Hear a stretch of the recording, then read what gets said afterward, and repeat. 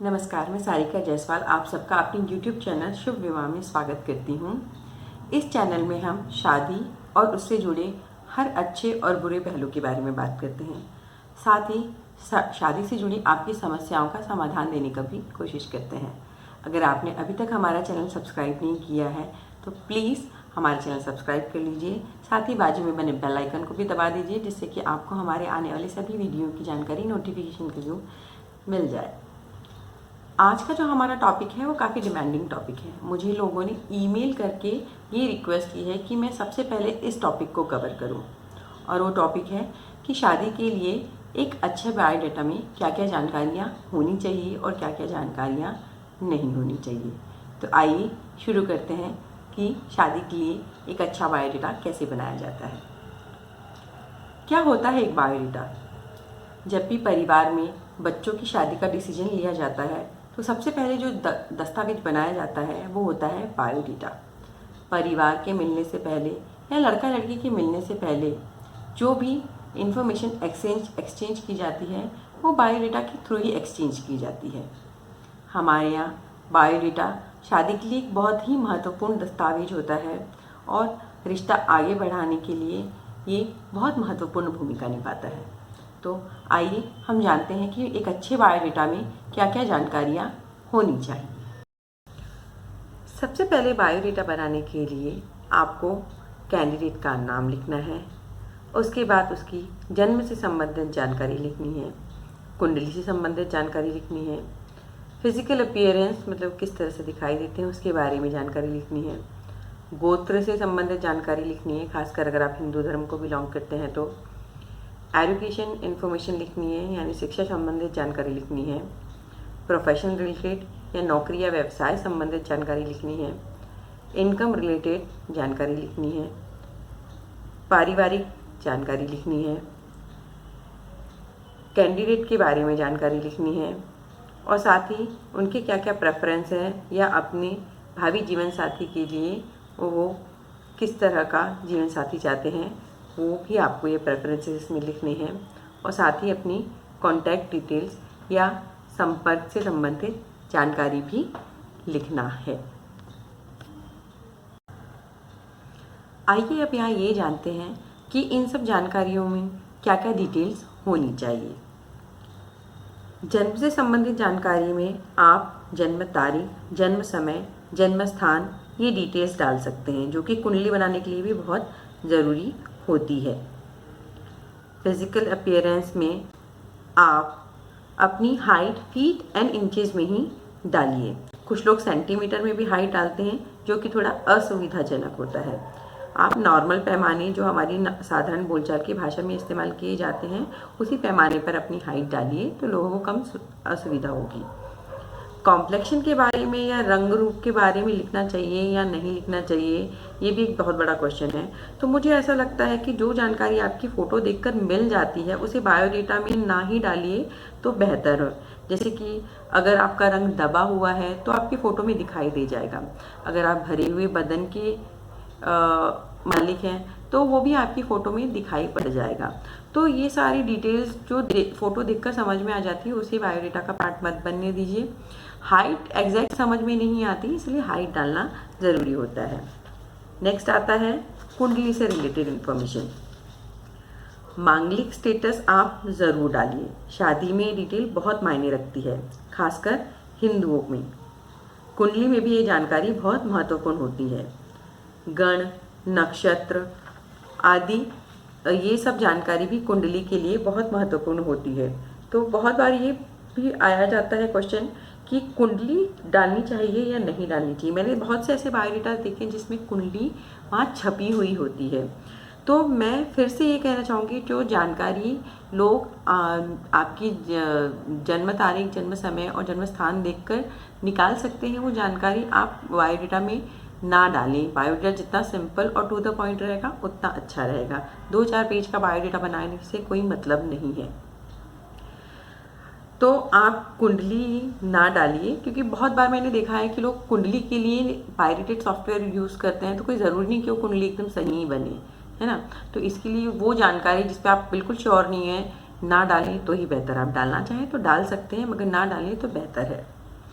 गोत्र की डिटेल ज़रूर डालिए। हिंदू में गोत्र का बहुत महत्वपूर्ण होता है। माता का गोत्र और पिता का गोत्र, ये दोनों ही गोत्र ज़रूर डालें। एजुकेशन से रिलेटेड डिटेल, इस डिटेल में आप अपनी लास्ट जो भी डिग्री है उसी के बारे में डालें। जैसे कि आपने अगर MBA किया है तो आप सिर्फ MBA ही डालें। आपने किस स्ट्रीम से किया है ये ज़रूर डालें, मगर उसके पहले किस स्ट्रीम में ग्रेजुएशन किया है ये डालने की कोई ज़रूरत नहीं है। अगर आपने पोस्ट ग्रेजुएशन किया है तो ऑब्वियस है कि आपने ग्रेजुएशन भी किया होगा। अगर आपने किसी बहुत अग्रणी संस्थान से ग्रेजुएशन किया है या कोई लोअर डिग्री की है और आप उसको हाईलाइट ही करना चाहते हैं तो आप उसको अलग से हाईलाइट कर सकते हैं। अगर आपने सच में बहुत क्रीम संस्था से कोई ग्रेजुएशन किया हुआ है या कोई कोर्स किया है या कोई डिग्री की हुई है तो आप अगर डालना चाहें, उसको हाईलाइट करना चाहें तो कर सकते हैं। जैसे कि अगर आपने IIT से BTech किया हुआ है या IIM से MBA किया है, उसके बाद में कोई PhD वगैरह की डिग्री की हुई है तो आप उसको भी हाईलाइट कर सकते हैं, किसी तरह की कोई मनाही नहीं है। हाँ, मगर आपने जिस स्ट्रीम में एजुकेशन किया है उसके बारे में ज़रूर लिख दीजिए। जैसे कि आपने MBA HR में किया है तो लिख दीजिए, आपने BE अगर मैकेनिकल में किया है तो वो भी लिख दीजिए। इससे पता चलता है कि आपने किस तरह की एजुकेशन की है। नेक्स्ट आता है प्रोफेशन से रिलेटेड जानकारी। ये एक बहुत महत्वपूर्ण जानकारी होती है। इसमें आप जो भी काम करते हैं, जिस भी संस्था में करते हैं और जिस भी पद पे करते हैं वो सब की पूरी जानकारी देना है। जैसे कि आप यदि बैंक में जॉब करते हैं तो आपको बैंक का नाम और आप बैंक में किस पद पे काम करते हैं वो सारी जानकारी दे। इनकम से संबंधित जानकारी, लड़कों के लिए तो ये जानकारी बहुत महत्वपूर्ण होती है। इस जानकारी पे सबसे ज़्यादा सवाल आते हैं और लोग इस जानकारी को देने में बहुत बार गलती भी करते हैं। आप जो भी फिगर इस जानकारी में डाल रहे हैं उसका टाइम फ्रेम भी ज़रूर डालिए। जैसे कि अगर आपने लिखा है कि आप 6 लाख कमाते हैं तो 6 लाख आप सालाना कमाते हैं या आप मंथली कमाते हैं, ये डिटेल आप ज़रूर डालिए। वैसे बहुत से लोग एक और गलती करते हैं कि वो अपनी वेरिएबल इनकम को भी अपने पैकेज का पार्ट बता देते हैं, मगर आपको वही इनकम इसमें लिखनी चाहिए जो कि आपको हाथ में आती है या जो आपकी टेक होम सैलरी होती है। कभी कभी क्या होता है, ये वेरिएबल इनकम आपको हमेशा हर महीने नहीं मिलती, स्पेशल ओकेजन्स में स्पेशल परफॉर्मेंस के बाद ही मिलती है और ये वेरिएबल होने के कारण हमेशा नहीं होती है तो ये झगड़े का कारण भी बनती है। फिर लोग बोलते हैं आपने बताया कुछ और था, एक्चुअल में कुछ और है। तो आप ना लिखिए, आप वही सैलरी लिखिए जो आपको घर पे मिलती है या हाथ में आती है। सिर्फ पैकेज को ज़्यादा दिखाने के लिए वेरिएबल इनकम को मैं सजेस्ट करूँगी कि नहीं लिखना चाहिए। अगले जो जानकारी होती है परिवार के बारे में। इसमें आप अपने परिवार के बारे में ही जानकारी लिखिए। जैसे कि आपके माता पिता, भाई बहन, कितनों की शादी हो गई है, कितने आपसे बड़े हैं, कितने छोटे हैं और क्या कर रहे हैं। इसके अलावा आप अपने ननिहाल, अपने अंकल मामा वगैरह के बारे में नहीं भी लिखेंगे तो कोई नुकसान नहीं है। अगर आप जॉइंट फैमिली में रहते हैं तो आप अपने परिवार के अन्य सदस्यों का सिर्फ नाम और उनकी धर्मपत्नी का नाम लिख देंगे तो भी काफ़ी है ना। कि लाइक आपके 2 चाचा हैं या 2 ताऊ हैं तो उनके नाम और उनकी धर्मपत्नी का नाम लिख सकते हैं। बहुत ज़्यादा डिटेल उनके बच्चे क्या करते हैं ये सब डिटेल्स आपको देने की ज़रूरत नहीं है। ये डिटेल तब भी दी जा सकती है जब कोई आपके बायोडाटा में इंटरेस्टेड है और आपसे संपर्क करना चाहता है और संपर्क करके भी ये बातें पूछी जा सकती है। अगली जो जानकारी आती है वो आती है कैंडिडेट की।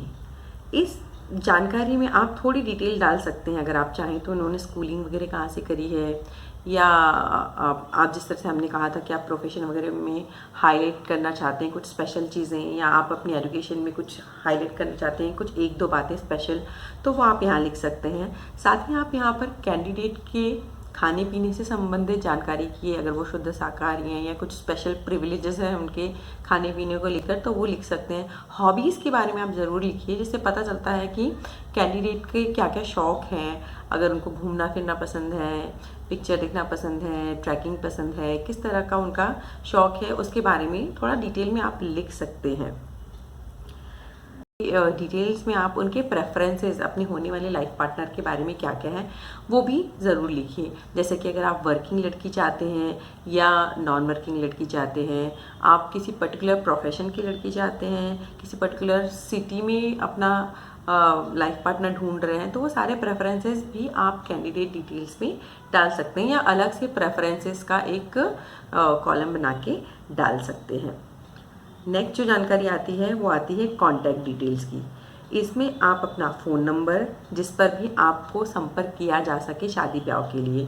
मैं तो कोशिश करूँगी आपको कि आप अगर लड़की हैं तो अपना पर्सनल नंबर प्लीज़ इसमें मत डालिए, क्योंकि समटाइम्स अगर बायोडाटा किसी गलत हाथ में पड़ता है तो हमको इसके कुछ नुकसान भी उठाने पड़ते हैं। तो आप अपने माता पिता या अपने बड़े बुजुर्गों का नंबर, जो कि शादी से संबंधित लोग हैं, उन्हीं का ही फ़ोन नंबर इसमें डालिए। अगर आपका कोई अलग से व्हाट्सएप नंबर है तो वो व्हाट्सएप नंबर भी डालिए। अगर आप ईमेल का इस्तेमाल करते हैं तो ईमेल का डिटेल भी यहाँ पर दीजिए। साथ ही आप अपना पूरा पोस्टल एड्रेस भी अपने कॉन्टैक्ट डिटेल्स में ज़रूर दीजिए। अब ये तो सारी बातें ये हो गई कि भाई अगर हम अपने ही समाज में या अपनी नॉन कम्युनिटी में शादी कर रहे हैं तो, मगर कुछ ऐसे भी लोग हैं जो कॉस्मोपॉलिटन मैरिजेस में बिलीव करते हैं, जिनके लिए धर्म जाति कोई मायने नहीं रखती है।